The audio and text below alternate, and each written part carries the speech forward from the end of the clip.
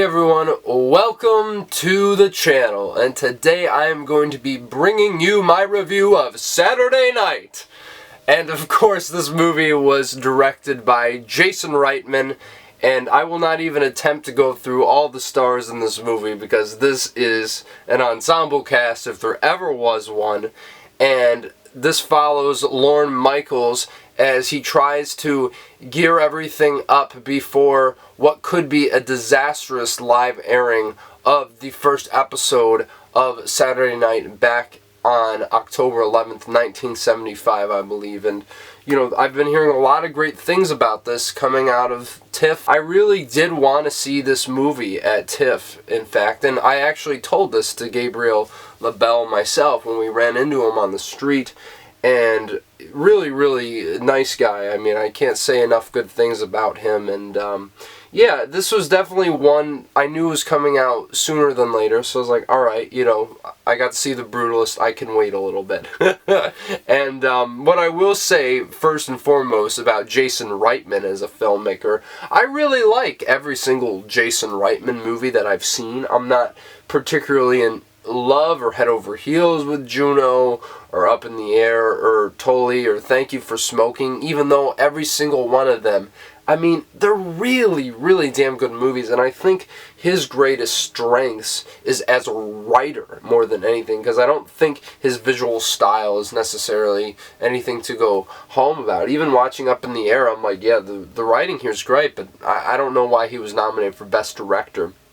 And so him teaming up with Gil Kenan, who, of course, you know, directed the classic Monster House, which I absolutely love and just rewatched before this movie as well. I was very excited to see what the two of them could have cooked up with their partnership here. And what you do get is a very lovely tribute to SNL, the people involved, but a shallow one at that, I think. And I will say what works the best is really the cast here. This is definitely one of the stronger ensemble casts of the year just because of like how many great actors are involved in this. And what I will say first and foremost about Gabriel as Lorne Michaels is he definitely carries a lot of this movie. A lot of this movie is on his shoulders, and I think he does quite an effective job. Now, I even told him to his face because I saw this movie Snack Shack, which I didn't review on the channel, but I watched it fairly recently, and I literally said to him, after watching that movie, I said, "You are going to be a star." And I really had the feeling that this movie is going to make him a household name. After watching it, I don't think that this is the role that's going to put him to that status, but I definitely think that it is coming down the pipeline very soon. I mean, this guy is super talented, and I can't wait to see what he does next. But I think the true standouts in this movie, and you're going to be hearing this a lot, Dylan O'Brien as Dan Aykroyd is obviously, I think, far and away the shining light in this entire cast, as is Corey Michael Smith as Chevy Chase, which doesn't surprise me as soon as I saw the trailers. And I believe Lamorne Morris as Garrett Morris is really great as well. And I think Nicholas Podney as Billy Crystal is spot on. I was like, oh, wow, like just to get that voice and everything is such a specific thing to nail, and I think he does it with flying colors. And look, everybody else in this cast is really great as well, who gets some screen time, I think. Rachel Sennett as Rosie Schuster, I think, is really great in all her scenes with everybody she interacts with. Cooper Hoffman as Dick Emersall. I mean, every time he comes on the screen, he impresses me a little bit more. And there's particularly one scene between him and Gabriel LaBelle. There was an instance where I was looking at him, I was like, oh my goodness, like, I see his father. And just the level of prowessness that dude had. I mean, you know, Philip Seymour Hoffman's one of the greatest actors of all time.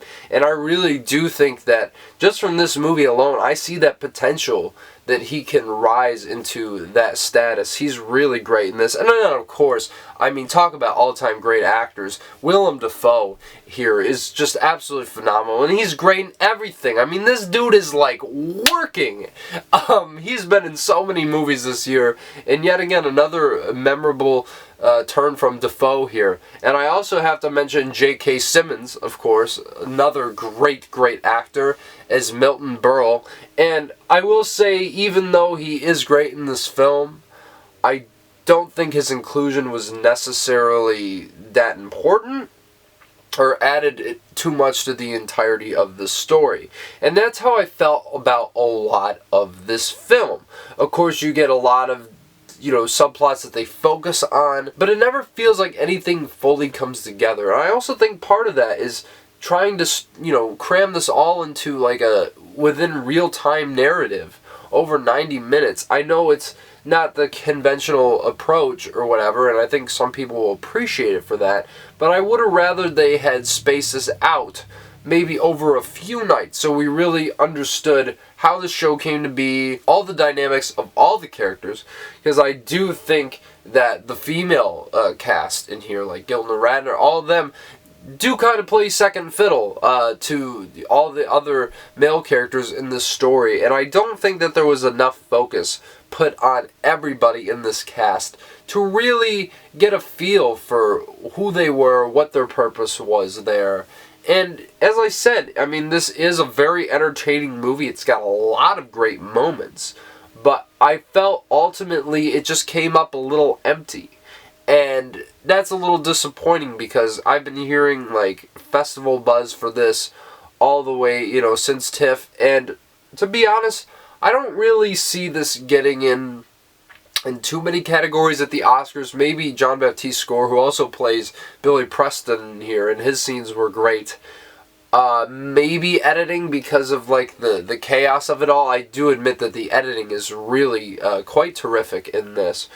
And also original screenplay. But even then, I just don't think it's absolutely essential because it doesn't feel like a fully formed screenplay in the way that some of the best movies of the year do. Like, it doesn't even come close, in my opinion. And so, this is great timing for the 50th anniversary of Saturday Night coming up very soon, but ultimately it does feel a little bit gimmicky, though enjoyable at that. And I definitely think that you all should at least check this out just to see where you land on it, because I know people absolutely love this movie. Now, me and my friends weren't bowled over by it, but, it was still an enjoyable time at the theaters and a lovely tribute to those parties involved at SNL. So I'm going to give Saturday Night a 7 out of 10, a strong one at that. Yet again, very enjoyable to watch, but definitely not one of my favorite movies of the year by any means. But let me know what you guys thought about Saturday Night down in the comments below. Are you seeing it on Saturday night?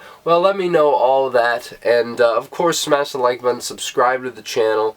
Going to be more reviews coming here, of course. I'm still trying to figure out everything that I need to wrap together and put on here. Probably We Live in Time. Can't wait to talk about that one and so much more. And, yeah. Talk to you guys very soon.